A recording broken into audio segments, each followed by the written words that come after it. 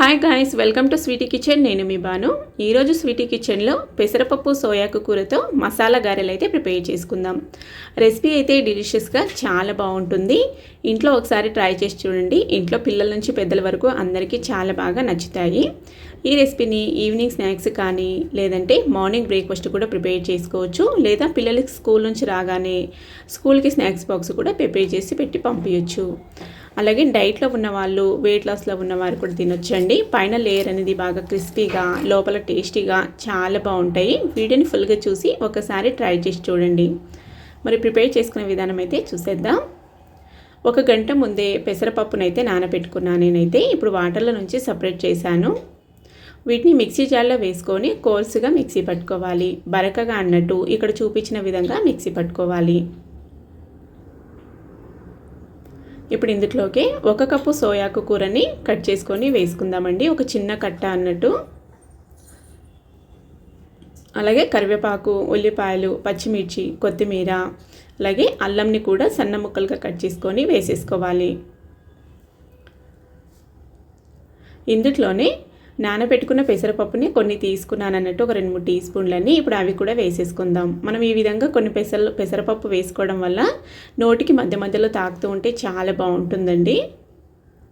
రుచికి సరిపడా ఉప్పు వేసుకొని 1 టీ స్పూన్ జీలకర్ర కూడా వేసేసుకుందాం. కాస్త పసుపు కూడా వేసుకుందాం, ఒక చిటికెడంతా. ఇప్పుడు ఒకసారి బాగా కలుపుకుందాం. 2-3 టీ స్పూన్లంతా బొంబాయి రవ్వ కూడా వేసుకుందామండి. మనకి బాగా క్రిస్పీగా వస్తుంది అన్నట్టు పైల లేయరు. ఒక 2-3 టీ స్పూన్లంతా శనగపిండి కూడా వేసేసుకుందాం. గరం ఫ్లోర్ అండి. ఇప్పుడు మొత్తం ఈవెన్గా మిక్స్ అయ్యేలాగా బాగా మిక్స్ చేసుకోవాలి. మిక్స్ చేసుకొని టేస్ట్ చూసుకొని ఒకసారి సాల్ట్ అయితే వేసుకోండి.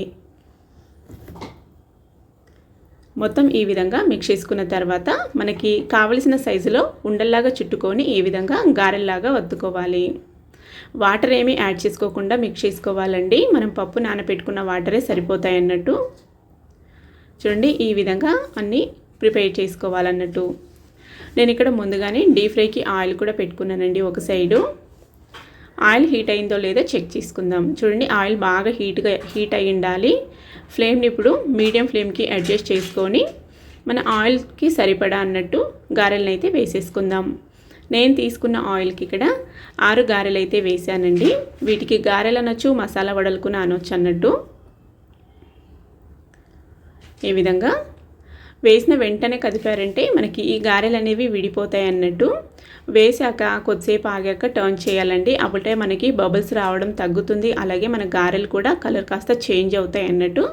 అప్పుడు టర్న్ చేసుకోండి. బాగా గుర్తుపెట్టుకొని ప్రిపేర్ చేసుకోండి అన్నట్టు. చూడండి, 2 వైపులా ఈ విధంగా బాగా గోల్డెన్ బ్రౌన్ కలర్ వచ్చేంత వరకు ఫ్రై చేసుకుంటే మనకి పైన లేయర్ అనేది బాగా క్రిస్పీగా వస్తుంది రవ్వ వేసుకోవడం వల్ల. ఇప్పుడు ఒక టిష్యూ వేసుకున్న పేపర్లోకి వేసేసుకుందాం. మనకి ఆయిల్ కూడా ఎక్కువ పీల్చుకోవన్నట్టు. చూడండి, ఈ విధంగా అన్నీ ఇదే విధంగా డీప్ ఫ్రై చేసేసుకోవాలన్నట్టు. టేస్టీగా చాలా బాగుంటాయండి. వీడియోని ఫుల్గా చూసేసారు కదా. మీకు నచ్చినట్లయితే మీరు కూడా ఒకసారి ట్రై చేసి మీకు ఎలా కనిపించిందో రెసిపీ గురించి నాతో షేర్ చేసుకోండి. అలాగే రెసిపీ గురించి కనుక ఏమైనా డౌట్స్ ఉంటే కూడా రండి కామెంట్ బాక్స్లో మాట్లాడుకుందాం అన్నట్టు. మీకు ఎలాంటి డౌట్స్ ఉన్నా కూడా కామెంట్ చేయండి, నేనైతే క్లారిఫై ఇస్తానన్నట్టు. పైన లేయర్ అనేది బాగా క్రిస్పీగా, లోపల ఈ విధంగా చాలా బాగుంటాయండి. Thank you for watching. Bye.